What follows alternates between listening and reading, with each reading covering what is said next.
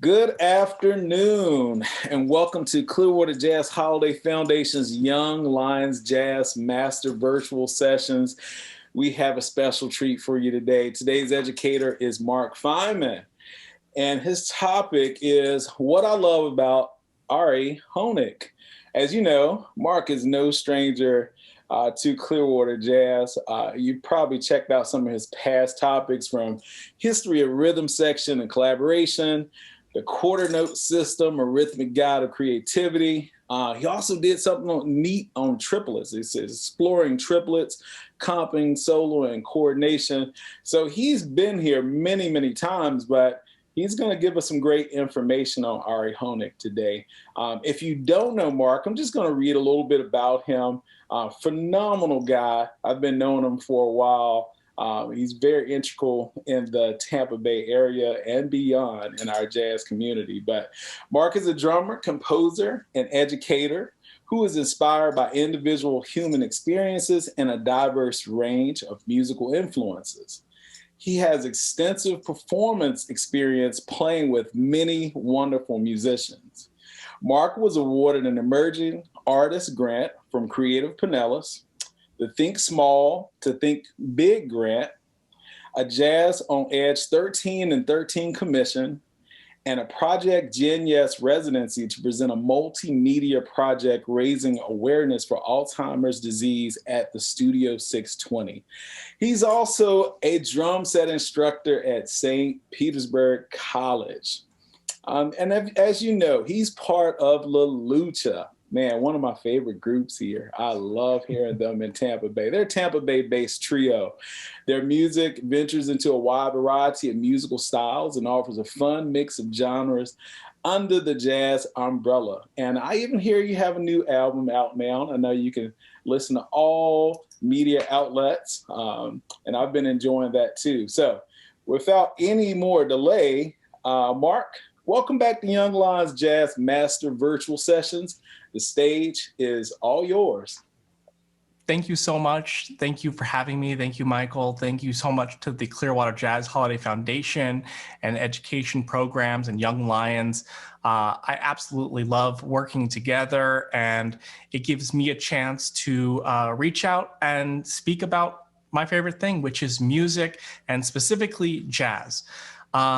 This is the last of a, I think, 5-part series, you said, of what I love about, and then entering that musician's name.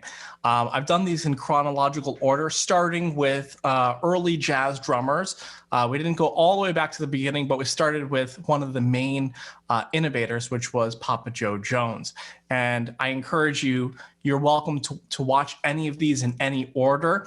But if you want to check out some early jazz and see how we got here from there, and also how they're related, go back and check out Papa Joe Jones. If you have any questions, you are welcome to ask them in the chat room. You can also send me a message. My contact information may be up on the website as well. I'm always happy to talk about music following this session. So today we're now in the contemporary. We're in the modern world. We're going to talk about one of my favorite drummers, Ari Hoenig. And, you know, Ari, the reason why I chose him, you'll see, but in short, he really has innovated and mastered how we play rhythm. And he's also on a very high level of performing, on a high level of composing and arranging. And he's also doing this through education as well. He's also a really wonderful educator. And It's not to say that some educators are not great musicians, but not all really well musicians are educators or know how to communicate their ideas. And Ari's been very open to doing that and working with younger musicians, and not only in his band, but also bringing in students to his studio privately or through college. So I'm going to go ahead and share my screen. If you've seen my sessions before, I love a PowerPoint slide presentation. And today in particular, we'll get a chance to watch probably more videos. And as we've progressed, we have more access to videos, we have more access to audio recordings, and Ari, being a contemporary, puts his stuff out there every day on social media. So, it was a little harder to get a video of Papa Joe Jones. They're out there, but there's only so much. And then as we progressed, Max Roach and Art Blakey and Elvin Jones, there was more footage. Now it was like there's a plethora of footage to choose from. Okay, here we are, Young Lions Master Virtual Sessions, what I love about Ari Hoenig. And that's me, I'm Mark Feinman. Let's start with a quote from Ari. This is great art affects people in a very strong way, in one way or another, and not somewhere in the middle, because somewhere in the middle is mediocre. And so all my favorite artists, musicians, are people that most people hate them or love them, but not really anywhere in the middle. And this actual quote is referring to when he played at Dazzle, which is a really wonderful jazz club in Denver, Colorado. He received a letter, maybe it was an email, but from a woman who attended the concert, stayed the whole time, and the letter went on about how much he disliked the concert and how they're wonderful players and wonderful musicians, but they're just doing it wrong, whatever that meant. So this was kind of paraphrasing his response to her, which was something that is similar to a musician who lived in the Florida, Orlando area, Sam Rivers, said when people walked out of his Carnegie Hall concert, which was, I made them feel something so emotional that they felt the need to walk out in the middle of the performance. And so even though this woman maybe not walked out, but for him, it was, mediocrity is not an option, and he's just going to do what he does. All right, let's take a little background. We'll hang on this for a little bit. Born in 1973 in Philadelphia, Pennsylvania. Also the home to many musicians, many jazz musicians in particular, a wonderful area to be brought up and to experience the arts, the wonderful arts programs. He was born to a musical family. Both of his parents played instruments. And so he's spoken in videos and on audio many times about this, which was he got started playing early on, actually the violin, because his parents said, you're going to play an instrument. It was, do you want to play an instrument? It was, as musicians and artists, they required him to take lessons doing something. And it started with the violin, and he was really open about speaking about really not liking playing the violin. I don't know what it is in particular, but he didn't enjoy it. And he, at some point, moved to the piano, which is a wonderful instrument to learn, even if it is not your main instrument. And it was certainly very good for him because he is a prolific composer and arranger, and having to know that through the piano. So he really wanted to play the drums, and it took a moment, but he finally got a drum set. And his parents, he said his parents didn't know anything about drums, which is why he chose them. And so they didn't really have a say on, oh, is this good or is this bad? So he grew up in Philadelphia, going to the Performing Arts High School, which is right outside of Philly. And from there, when he went to college, he went to UNT, University of North Texas in Denton, Texas. It is a really fantastic school for jazz. If you're a younger musician, you might know that it's like the Snarky Puppy School, because it's where Michael League went and met a lot of the musicians that were at that school. It became really popular kind of in the 70s. Some wonderful musicians were there, arrangers. And then from there, you meet, it's kind of, you meet in the middle of America, really, in Texas, guys and women from the East Coast and men and women from the West Coast and international, of course.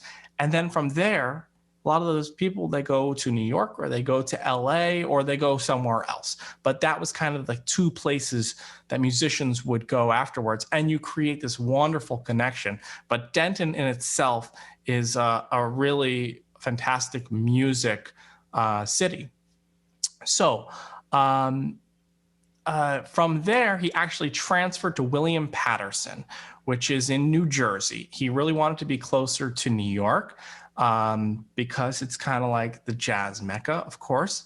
And he started playing with some more musicians, and he started playing in New York City, specifically with Shirley Scott, who was an organist from Philadelphia, and they knew each other from Philly, but didn't play together till New York.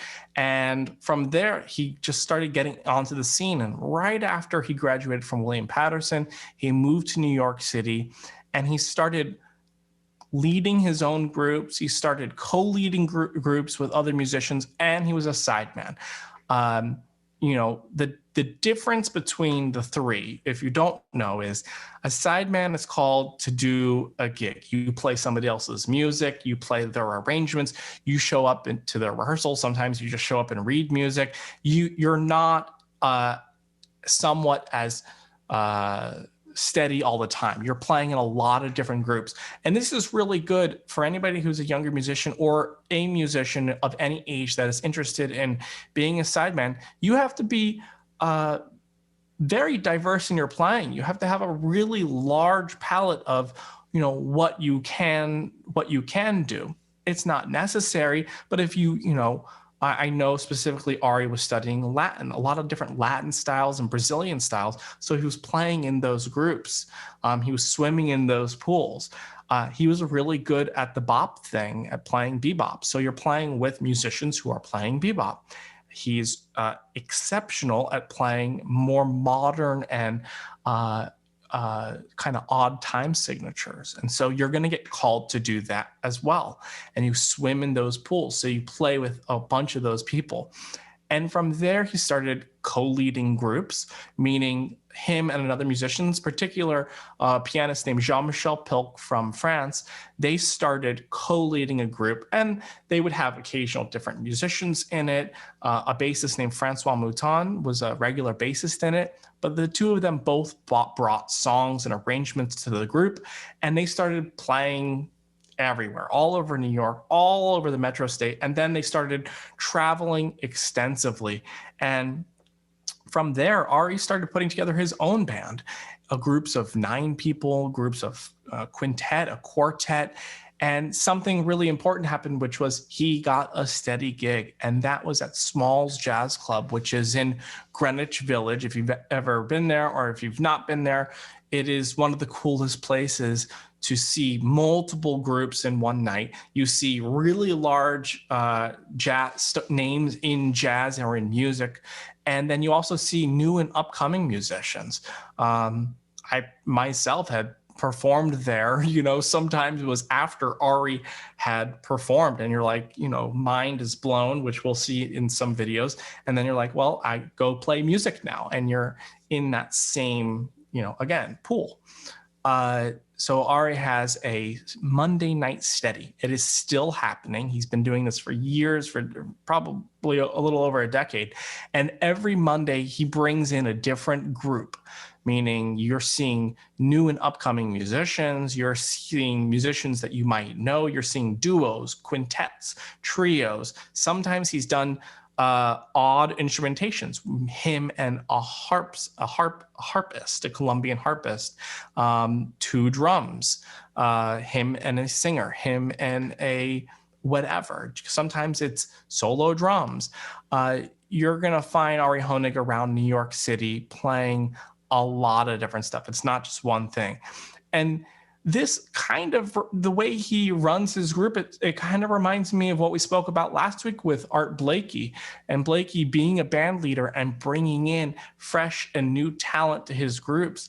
And this is something that I'm seeing a lot of in Ari Hoenig, which is I'm going to play with as many people as possible. It keeps him on his toes. Listening and finding new musicians and interesting ways of playing his songs multiple ways, or composing for certain groups.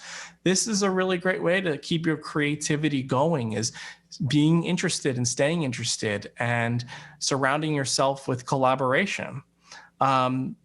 His touring is extensive. He's traveling everywhere and anywhere for really long periods of time. New York City is home base, but if you have looked at his schedule pre-pandemic, Ari Hoenig is traveling everywhere, doing, month to month long travels in Europe or in Asia. And it's not only with, he's mainly leading his group or co-leading, but he's playing with other musicians. He's doing multiple recording sessions abroad. He's also giving clinics and master classes at universities throughout the whole world, because he can explain and very concise with what his passion is and how to communicate to other musicians or other people of interest in music and jazz in particular. And Ari is still alive and living in Brooklyn. This is the first musician in this series that is still alive, and we can reach out to him. You can probably send him a message and he'll write back. I've messaged and spoken with Ari multiple times. I've studied with him. I saw him actually just exactly a year ago at this time, when La Lucha was up in New York. The day before our session, we met up and saw Ari play at Smalls with a band, and it was spectacular. So let's dive in. Let's start with the video and watching how he plays. And as we watch, I'll go ahead and make comments about some things that really stand out about his playing. I'm gonna say one up front, which is his melodic sense is off the charts. He tunes the drums in a specific tuning. He tunes the drums in a way that he can actually pull pitches from the drums.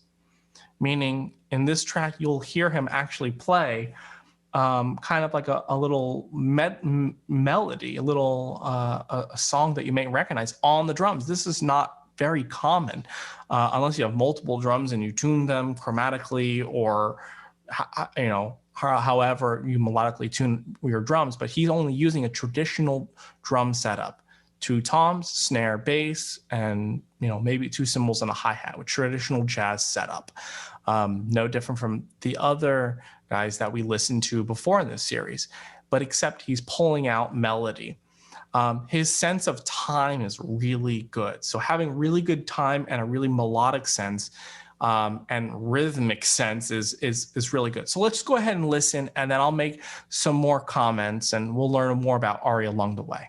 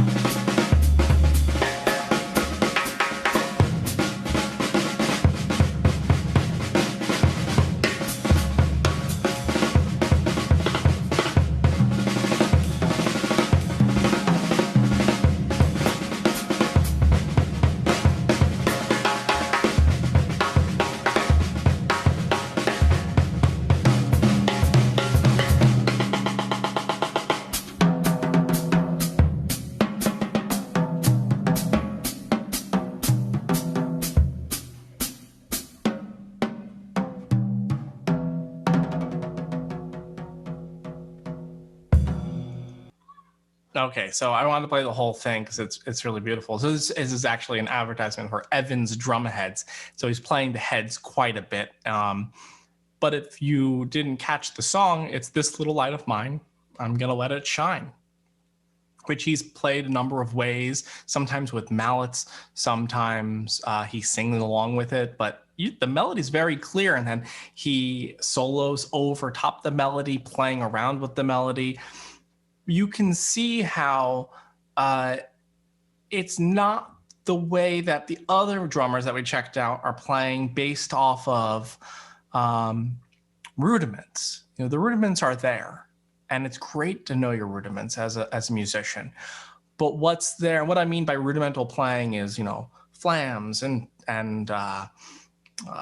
paradiddles and using the rudiments to find melodies, but rather he's using the melody to find that rhythm, basing everything off of that rhythm. So let's move forward. Okay, so as an influencer, here are the three things that really stand out to me from Ari. Polyrhythms and metric modulation.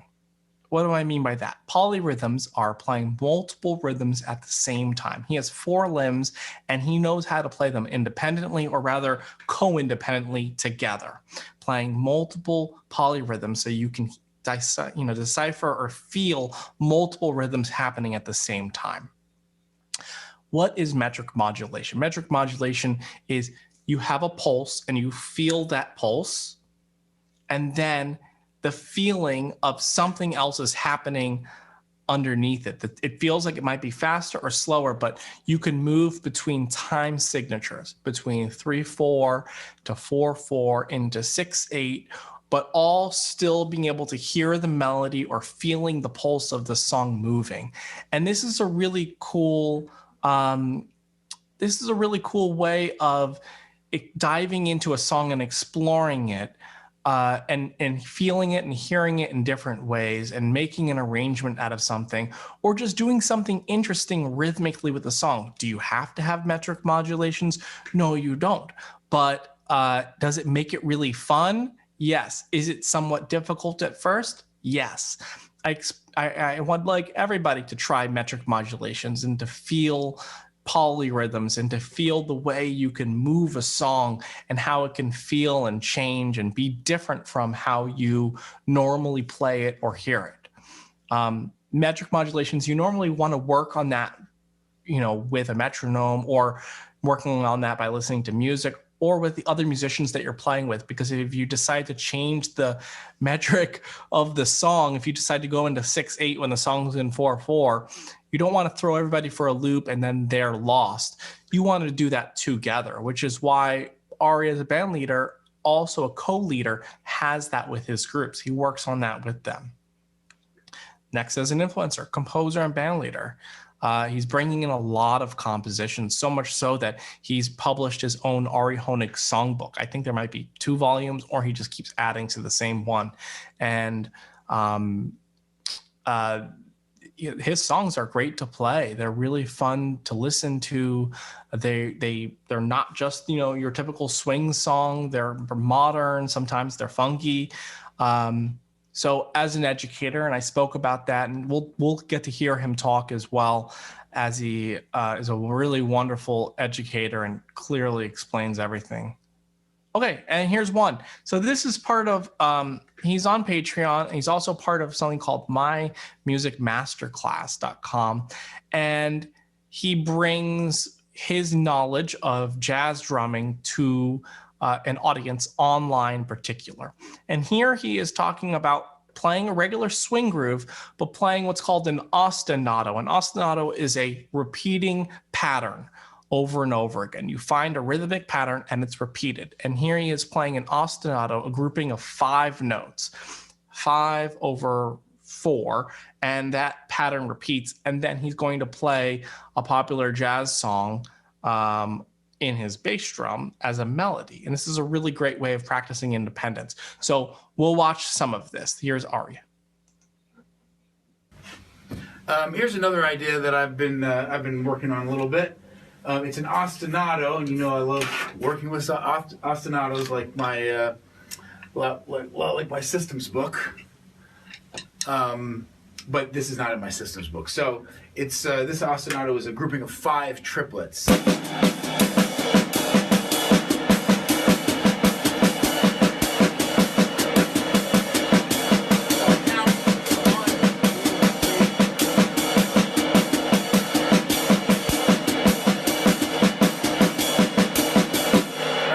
And then I'll play a melody or improvise with the bass drum now. So here we go.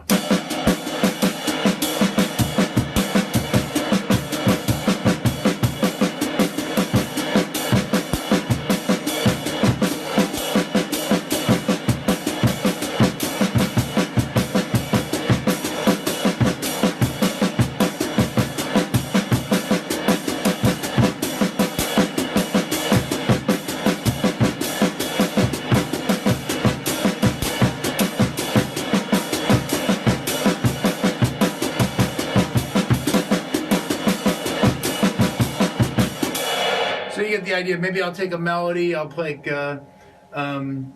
let's see. Ba ba boo-doo, ba ba boo-doo. Put that on the bass drum.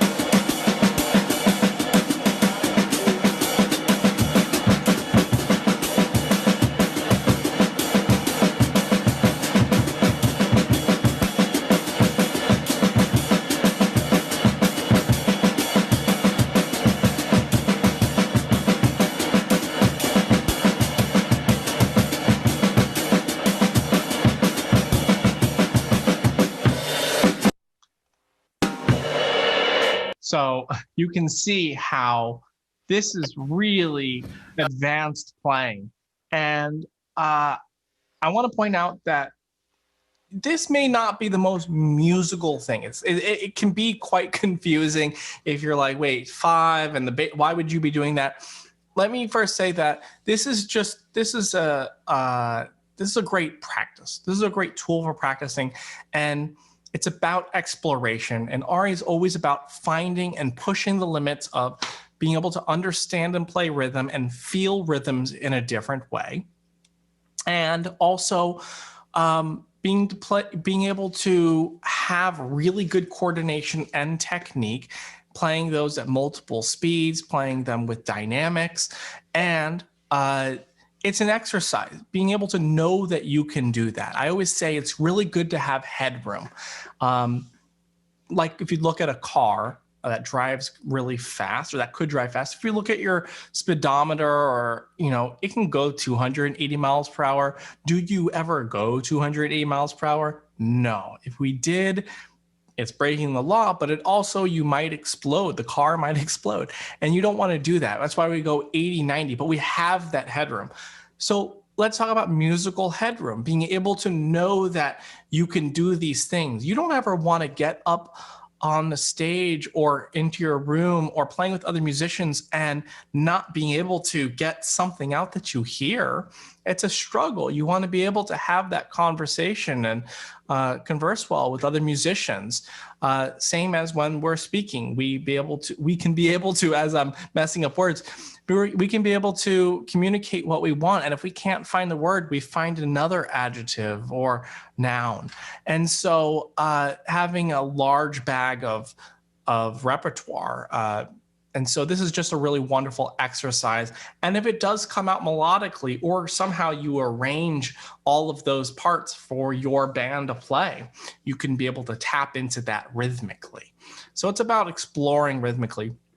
So another thing that Ari is really, really advanced at, and is his rhythmic sense, is his metric modulation sense, or his playing in odd time signatures. And by what I mean by playing in odd time signatures is not playing in 4/4 or 6/8, but playing in 11, playing in 11/16 or 11/8, playing in 5s, something we don't normally hear or normally feel as well in American jazz culture. Playing in 5s is very common in Greek music. Playing in 11 is very common in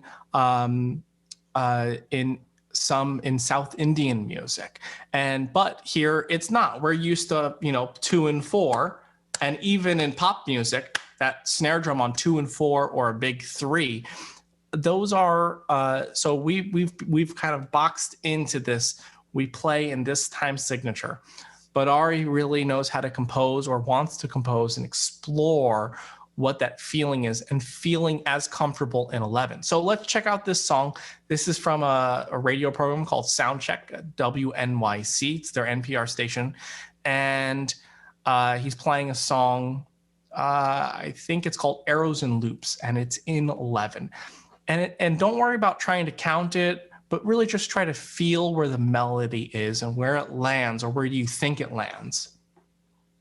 And you can see the technique and the way the band performs and the way he interacts with the melody. It's different than just playing time. He's really flowing through the song and around the notes. We'll watch some of it.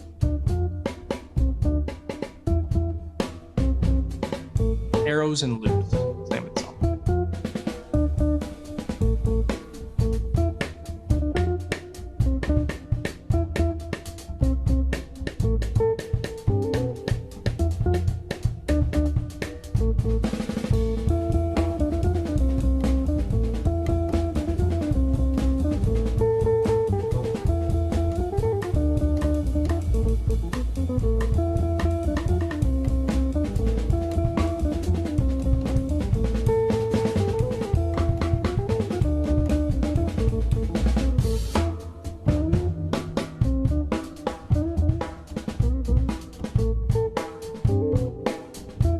Metric modulation.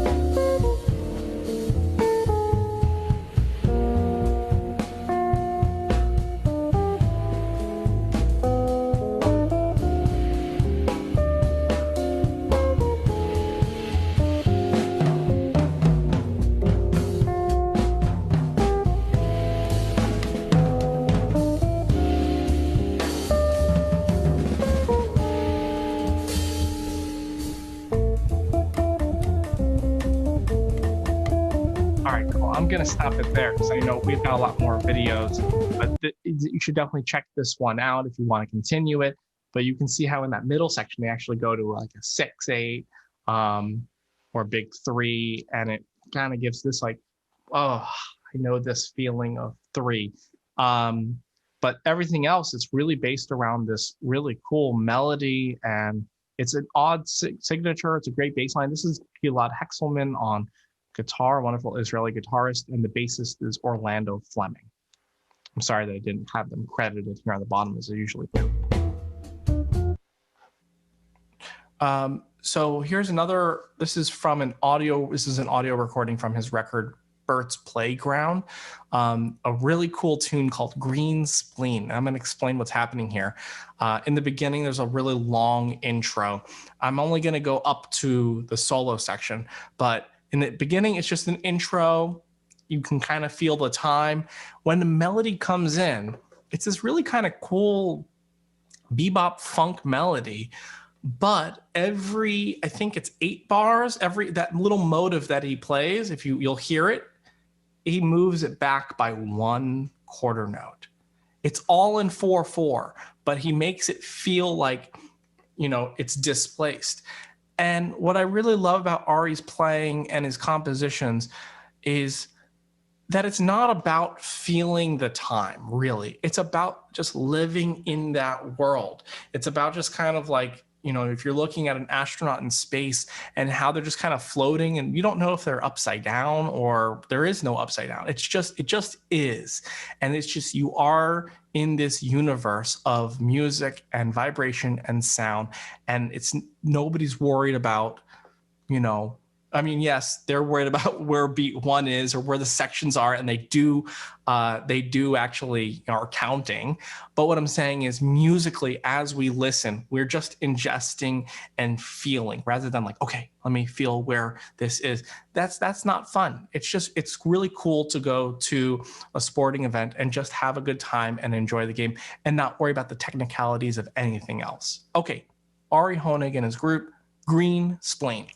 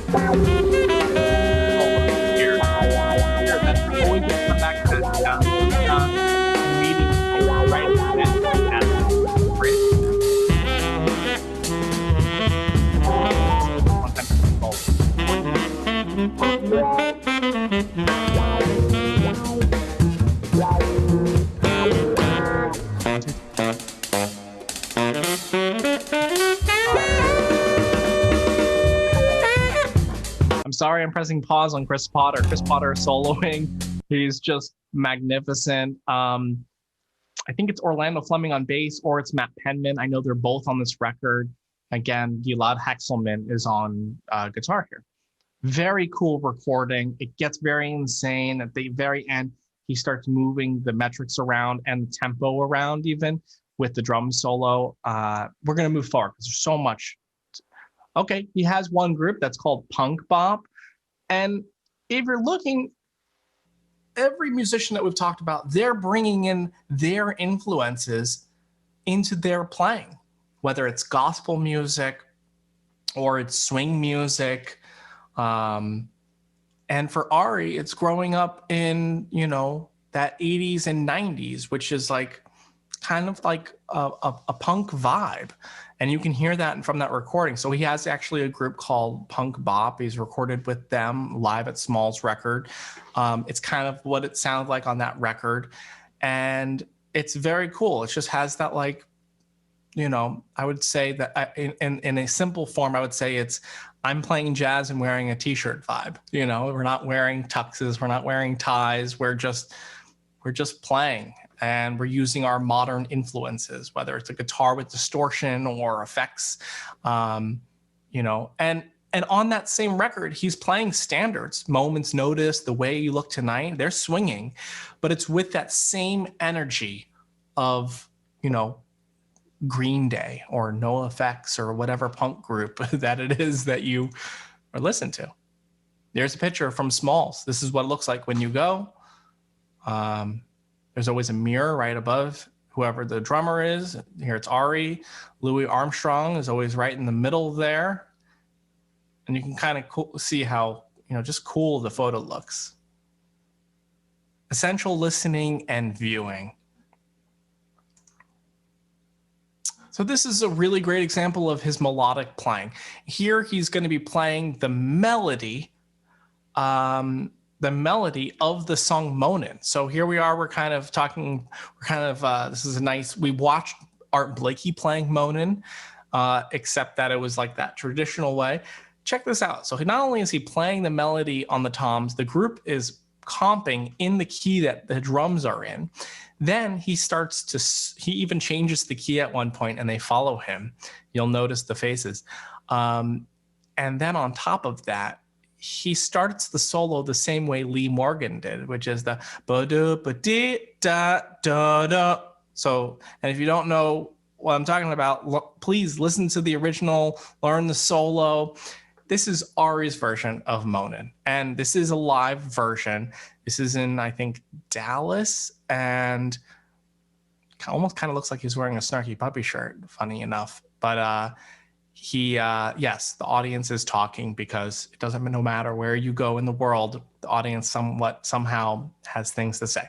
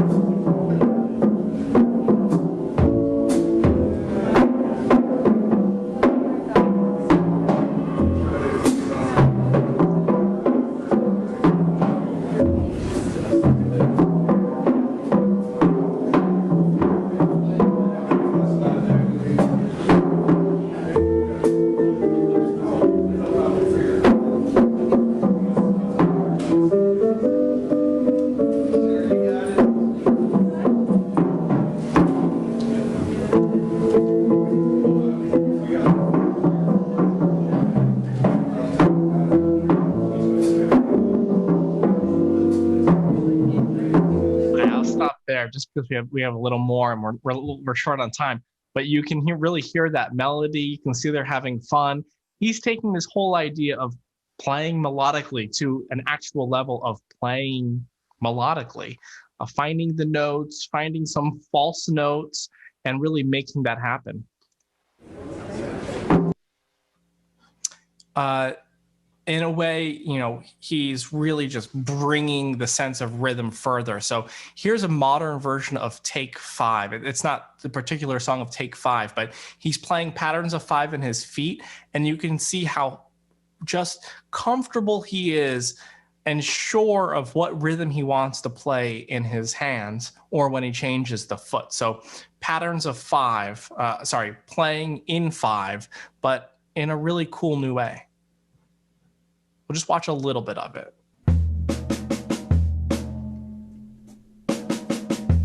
1, 1, 2, 3, 4, 5. 1, 2, 3, 4, 5.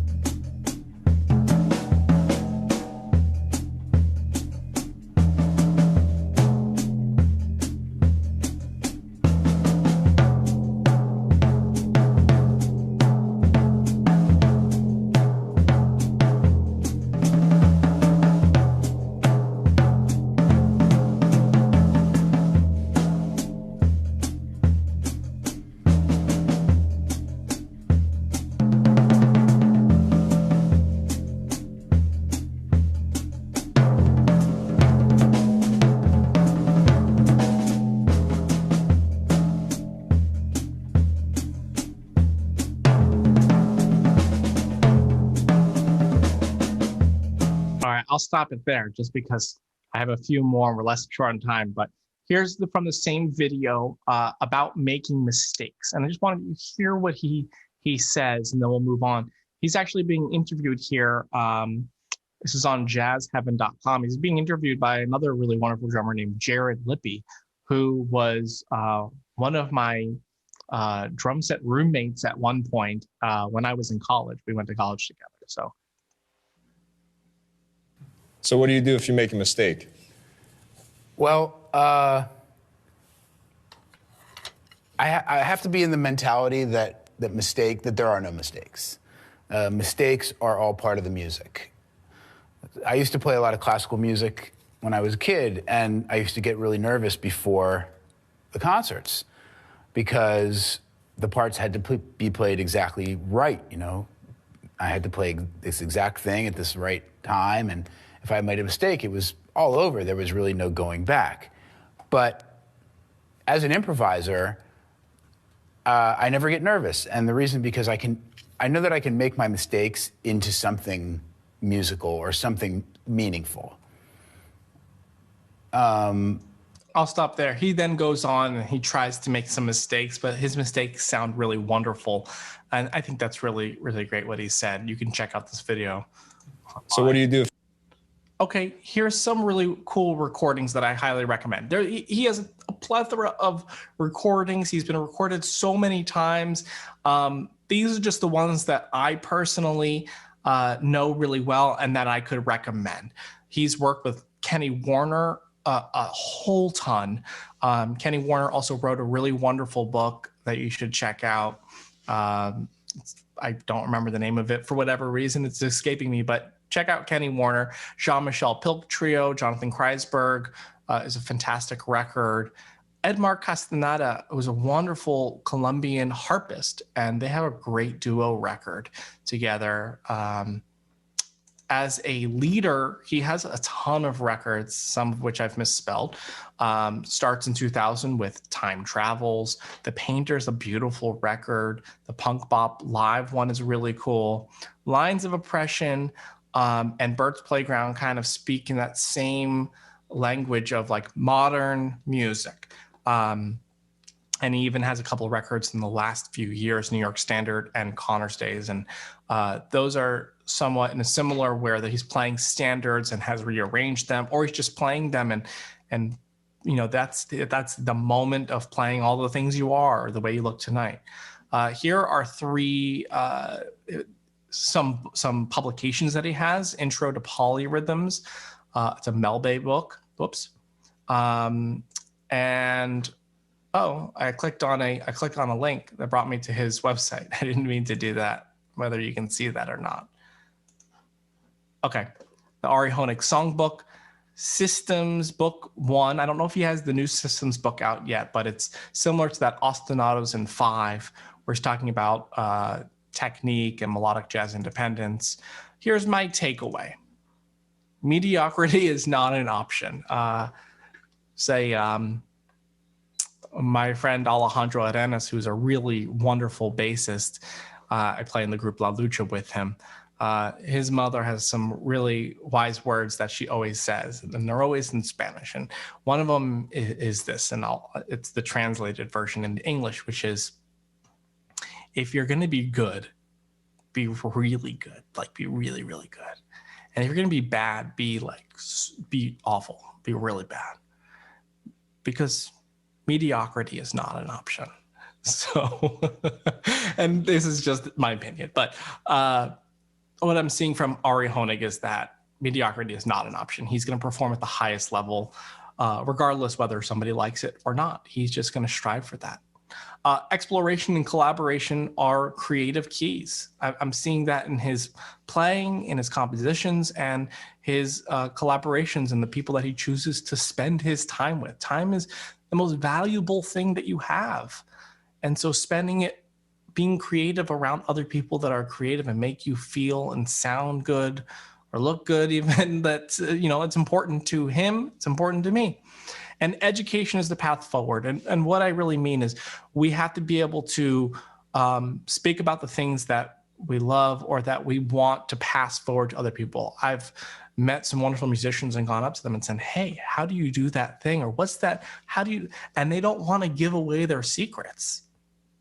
But that doesn't help the music. That doesn't help jazz being progressed forward. And that's particularly why I love rounding this out. That's why I love the Young Lions Jazz Master Sessions, because I get to speak about what I love, and you are here to listen to it. And I get to, I check out the other people that are here, and Clearwater Jazz Holiday and Young Lions are giving this opportunity to allow us to speak about what we want and share this so that you can take that either as an instrumentalist or somebody who loves music and pass that passion forward.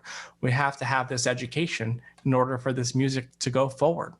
And whether that's you diving in technically or diving in just listening, there are so many ways to learn and practice this music, not even as a musician, and just experiencing it and feeling it, or buying a ticket or buying an album or just listening to it somehow and giving love to that artist. So that's the end of today's class and of this 5-part series. And I look forward to doing more sessions in the future. And I hope that you can check in and say hi. And I hope you enjoyed not only today's session, Ari Hoenig, what I love about Ari Hoenig, but the previous ones, which were what I love about Papa Joe Jones, what I love about Max Roach, what I love about Art Blakey, Elvin Jones, and then today's Ari Hoenig. I'm going to throw it back to Michael briefly and everybody over at Clearwater Jazz Holiday. Thank you so much. Happy New Year. Be safe. Even though we're not together, you can be together somehow over online. And if you've not done this before the end of the year, pick up the phone and call somebody that you're thinking about that maybe you don't speak to too often, and just say hey. Back to you, Michael. Awesome, Mark. A great wealth of information that you've shared today. Just phenomenal. And I did have a couple of questions. Oh, sure. Yeah. I know we have a lot of young musicians that's hearing Ari and they're saying, wow, listen to all that polyrhythmic playing. Mm-hmm. Because I personally hear so many influences in his playing from the 80s and 90s music. That was my generation growing up. I would call him a musician's musician. Sure, yeah. When you go to concerts like this, there's two things happening in the room. The musicians are hearing all the intricate things that's happening, and then the average listener is like, okay, am I missing something? Yeah. So for that young musician, that young drummer, what would you recommend to them to start approaching playing with those polyrhythmics and, just going into that realm to get outside of the grooves and start experimenting, because I know so many people get caught up in, okay, I just have to lock the groove in and that's all I have to do. So how can they get a little bit more expressive with their playing? What would you say the approach would be great with that? Yeah, you hit one key word there, which is experimenting. And the way I approach something new that I'm really interested in particular polyrhythms or metric modulation, is try it in the way that you hear it. I like to think of exploration just like a child. I have a young daughter, 18 months old, and she says words. She doesn't know what they mean. She's just mimicking. And and I'm not telling her, don't say that, or don't try to make it said like this. She doesn't know her alphabet yet. Just try it. Just kind of dive in and play what you think you're hearing. It's just like listening to another language or singing a song in another language. You don't know what it means. You just hear the sounds. That's a great first exploration, is just trying something. You may not know where the beat is. You may not know the technicality of what it's supposed to be, if it's a Latin song, or what the cascada is, or what the clave is. You just sort of make it up. And then from there, you find some people that are doing that really well. And you can go and you can purchase their books, or you can probably find them online. Another great way of doing this, the next step would probably be transcribing. I've had a number of students that transcribe Ari's playing, and this is a great way of trying on a coat and just seeing what it feels like. And if I transcribe what they're playing, it's exactly the speech in which they're speaking. And you're not just transcribing the rhythms, but exactly how they play it. How loud, how soft, is this speed up a little bit? And you can kind of feel it when you're playing along with that recording. So just trying it and feeling it, you're going to mess up, and that's okay. Playing exactly what they're doing, which is transcribing. And the next thing is, if you transcribe it and you maybe write it out or write out a section, you can analyze what is happening. Oh, I'm noticing that they're playing it on the and of beat one rather than on beat one. Or, oh, this rhythm is playing this consistently and this rhythm is playing it consistently. I'm noticing a pattern here. And so you're finding information by diving a little bit deeper. I wish that I could say there's an easy way for just like, oh, I have the answers, you gave it to me. But basically anything that you do, you have to explore and dive in a little bit more to find insight. So I would say trying it, listening until you really getting that language, and transcribing. And from there, you can create your own information. Oh, I'm going to try this pattern with this one. But also listening is number one. More than anything, listening. So I hope that answered the question. Yeah, that's an awesome answer. One of the biggest things I got from that is listening. And we always tell students, it's a language. In order to speak it, you have to hear it and understand it. And also getting away from the fear aspect. I know as a percussionist, playing in many bands, if the drummer's off, everything stops in the room and we turn around and say, what's happening? But, I do encourage young musicians and drummers, experiment, yes, play the grooves, but wow, what an amazing thing during some of those performances you played for us when he played the melodic stuff, This Little Light of Mine. Wasn't that awesome? It's very cool. And you touched on something there where you said, about fear, and fear is not an option. I always talk about, it's being one, not having fear yourself, but also surrounding yourself with people that are open to taking those steps with you. If you think about like the Raiders of the Lost Ark, where, Indiana Jones takes that step out onto this bridge that doesn't exist. And, the step becomes clear as soon as he steps on it. And then he takes another step and the bridge starts magically appearing the further he goes. It's the invisible bridge scene. I suggest everybody take a look at it multiple times. It's quite emotional. it's the same way of playing music. You have to take that step. You have to take that leap of faith. I think it's actually called the leap of faith scene.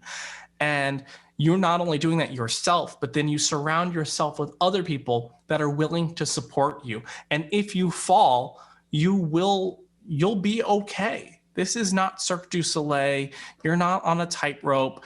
That's actually why I think musicians are called cats, because when cats fall, they make it a graceful landing somehow on their feet. And when it's not on their feet, it's graceful in some way. And so we're cats, we're jazz cats. And we have to make mistakes, and we have to have no fear. Which is one thing I love about this genre of music, jazz, where, you know, we can be diverse and play all kinds of music from classical to Latin. You know, we're diverse in our playing because we listen to so much music and we go out and we try it. So thank you so much for sharing that with us, Mark. We really appreciate it. And just a reminder to everyone, be sure to also check out the studio, which now archives all full recordings of the Young Lion Jazz Master virtual sessions, organized by instruments. The archive also contains session materials, session recaps, and recommended listening links. And you can check that out at www.clearwaterjazz.com, the studio. Also, you can listen to the sessions of our new Young Lion Jazz Master Virtual Session podcast presented by Mary Max Clearwater, available on Anchor, Apple Podcasts, Spotify, Google Podcasts, and more. So we want to thank you for your time today, Mark. I really enjoyed it. I learned a lot.